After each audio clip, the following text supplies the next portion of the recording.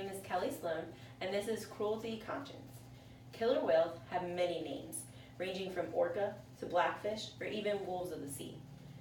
The way they got their name is actually very surprising because killer whales are not actually whales at all. They are actually the largest member of the dolphin family.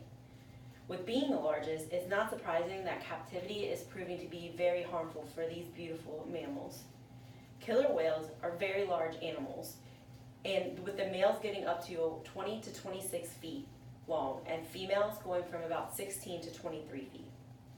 A killer whale is very important to our ecosystem.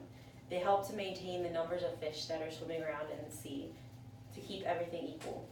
These large mammals need to be able to swim and have room to roam around. While they are beautiful and amazing to watch, it is sad and dangerous for the killer whale to be in captivity. It is dangerous to the trainer, the visitors, and of course the killer whale. So we should not keep them in captivity. In the wild, female killer whales can live up to 50 years, where in captivity they only live about 25 due to the stress of the captivity. That's according to killer whales, the world's most powerful predators.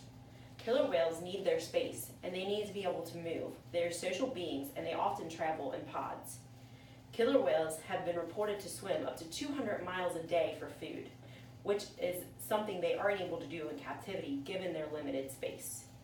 It is the equivalent of a human being trapped inside their house for their entire life and never being able to venture out. Killer whales need to be able to move and use their brain, as they are very smart individuals, much like the human, and use their brain for problem solving. Captivity can take a lot out on the killer whale, as it's been shown by them lashing out, being angry, and not living as long.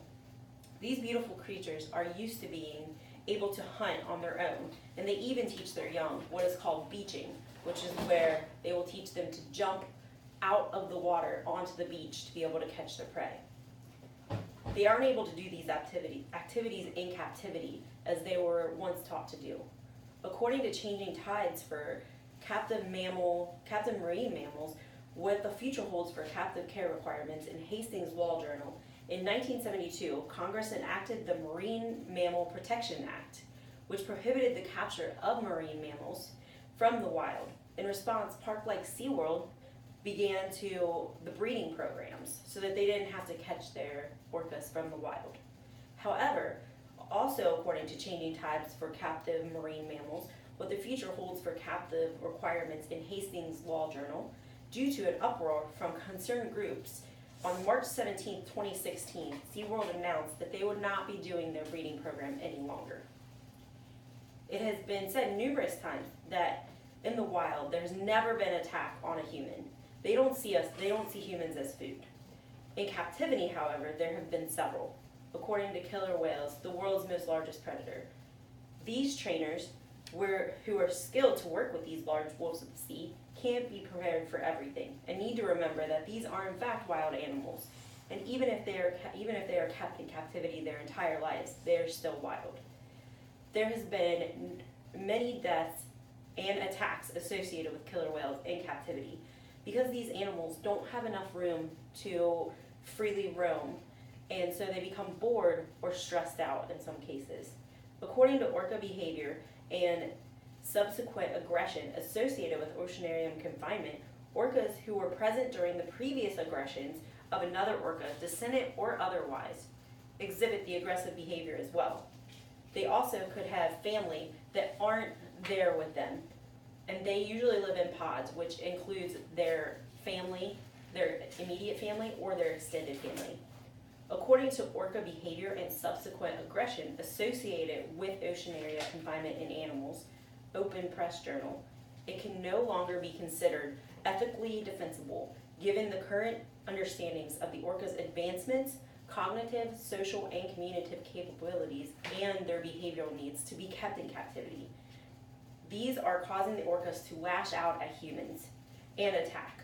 Like in the case according to Scholastic, should orcas be kept in captivity, at SeaWorld there was an incident where Tilikum, a 6-ton orca, was performing with his trainer, and she was standing on a platform of his pool.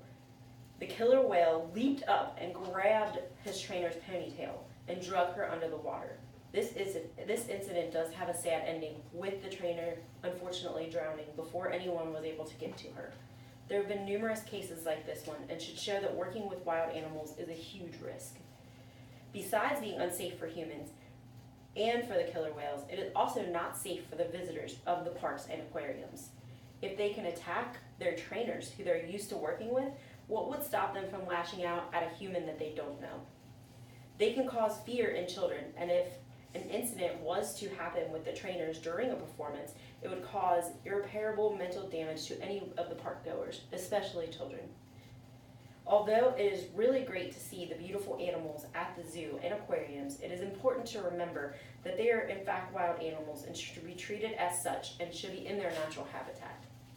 Killer whales are amazing to see, and if ever given the chance to watch one swim, it is beautiful, but make sure you do it from a distance, as numerous times these wild animals should be treated with extreme caution. Killer whales are not in immediate danger of extinction, according to A Whale of Debate by Chris Wood in a journal article, A Whale of Debate. So keeping them in captivity shouldn't be as imminent to the conservation of their species. After watching a video of a killer whale being captured, it is sure to hurt even the toughest person. They often are captured while in their pods, and other killer whales' cries can be heard from long distances. Luckily, also according to Chris Wood in the journal article, A Whale of Debate, there are about 50 killer whales still in captivity, and this should not grow due to the breeding program being stopped and the law that was passed by Congress.